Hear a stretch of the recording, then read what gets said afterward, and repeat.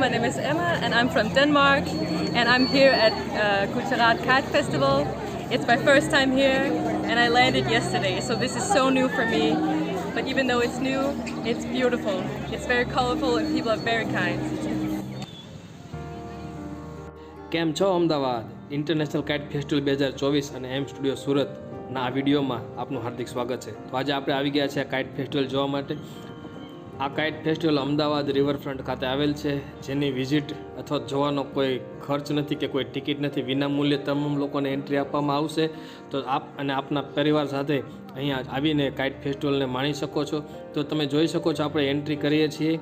આ main gate છે. Main ગેટની અંદર જેવા આપણે એન્ટર થઈએ તો આ પ્રમાણેની એક theme.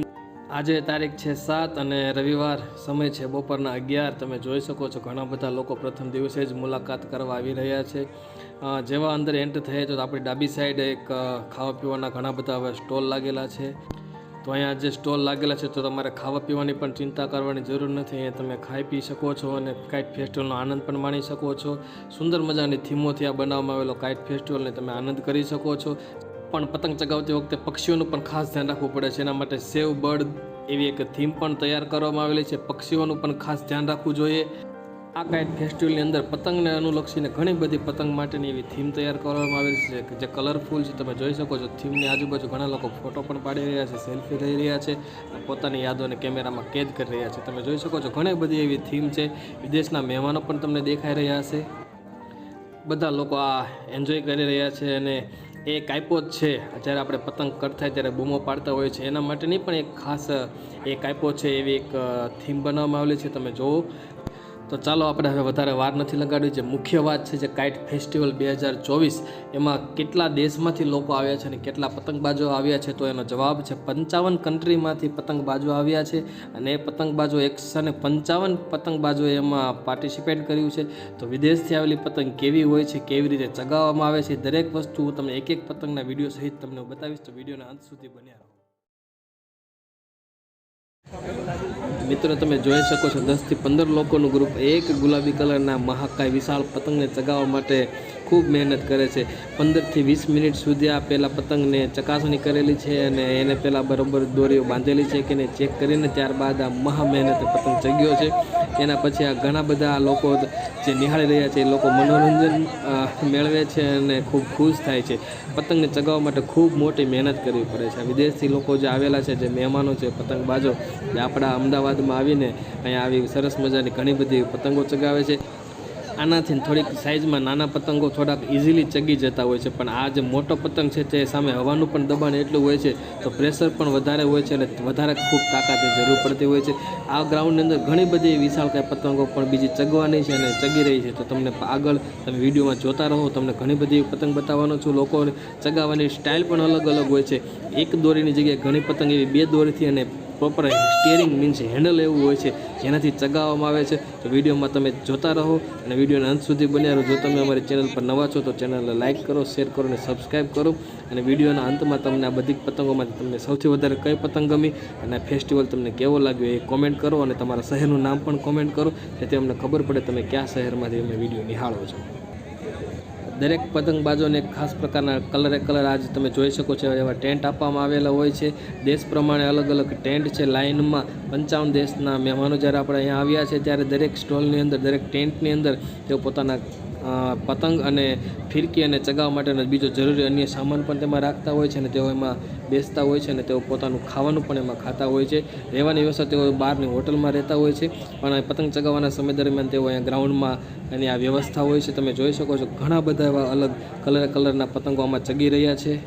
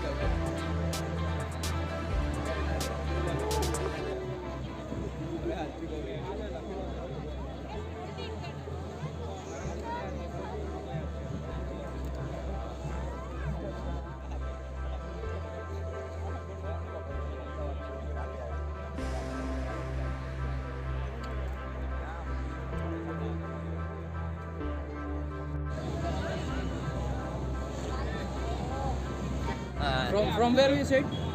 You type Google children mini kite. Children mini kite. Yeah. Okay. And where are you from? Malaysia. Malaysia. Yeah. Okay. Children mini kite. Yes, sir. Then you'll be able to see many kites. There are 8 or 9 designs you can choose from. Is there any other website, official website, or anything else? I think it's a platform. हाँ पक्षी काबू में हाँ देखो देखो कौन है तो ने पाछू के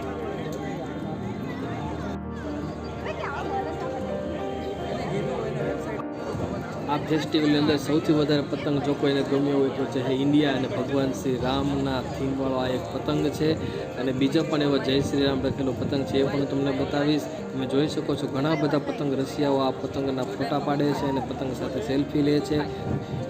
ઇન્ડિયાના પણ ખાસ પતંગબાજો અહીં પાર્ટિસિપેટ કરેલું છે. તેઓ પણ પોતાની કલાને પ્રદર્શિત કરે છે અને અલગ અલગ પ્રકારના એવા પતંગો લઈને આવ્યા છે. પતંગ ઘણી જાતના છે જોવા મળે છે. પતંગની અંદર ઘણી વિશેષતાઓ રહેલી છે. અલગ અલગ થીમો સાથે એ પતંગ ઉડાડવામાં આવે છે.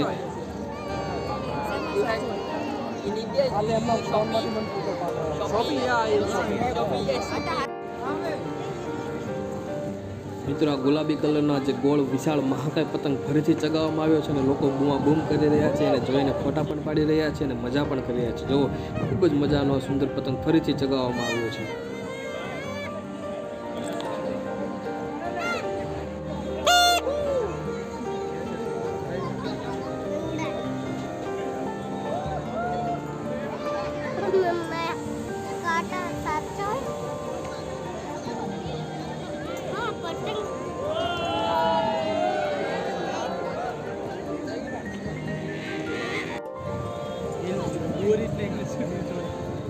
તો અહીં પણ આ એક દેશની જે ટીમ છે તે અહીંયા પતંગ ચગાવવા માટેની તૈયારી કરી રહી છે. તેની પતંગની પ્રિપેરેશન કરી રહી છે. ખાસ અને એક મોટો પતંગ જણાઈ રહ્યો છે. પતંગ એક ઉપર ઉડે છે પણ એની સાથે એક નીચે બીજો પતંગ બાંધવામાં આવે છે.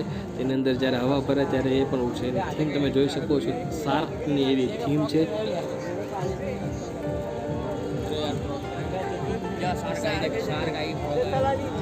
મિત્રો તમે જોઈ શકો છો પતંગ જ્યાં સુધી હવામાં ઉપર ન જાય ત્યાં સુધી પતંગબાજોની ટીમના જે માણસો મેમ્બર છે તે પતંગને વ્યવસ્થિત અને સરખો કરે છે જેથી કરીને પતંગની અંદર પ્રોપર રીતે હવા ભરાય અને તે ઊંચે સુધી આકાશમાં ઉડી શકે.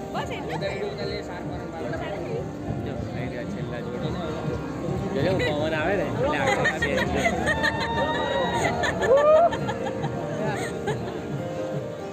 હવે આ બાજુ ગુલાબી રંગનો જે પતંગ તમને બતાવ્યો ફરીથી ચગાવવામાં આવે છે. ચગી ગયો છે. હવા પણ સારી એવી આવે છે.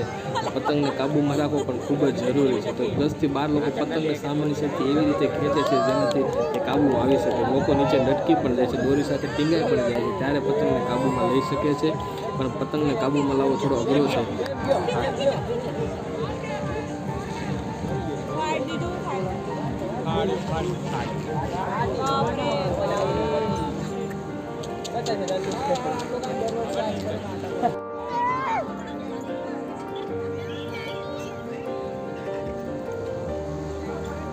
black fight.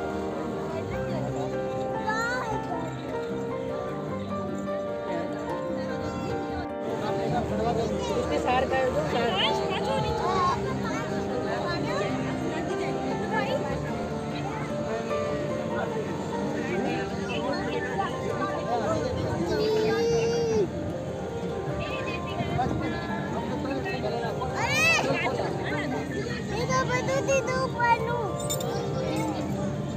आया करो उसके हम जो उसकी आ जाओ बाबू હાય કરો હાય.